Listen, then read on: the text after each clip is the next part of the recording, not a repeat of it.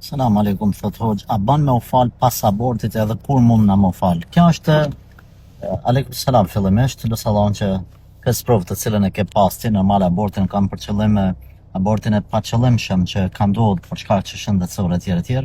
Në momentin që pastrohesh edhe pse ka disa detaje, por në momentin që ndalet gjakderdhja, inshallah taala ki të drejtë dhe ke mundësi me nis me u fal. Thash, ka detaje të cilat duhet mi diskutuar dhe është mirë ti dhe çdo kush pasaportit me qyr a ka qenë fëmija e ka pas formën e njerit apo se ka pas akoma, ka qenë akoma do të thonë thjesht një fetus i vogël, 1 muj, 2 muj e kështu me radhë, këtë këto detaje, pastaj ndodh që edhe pse ka pak gjakderdhje gruaja mas këtij aborti, me pas të drejtë më fal pa problem.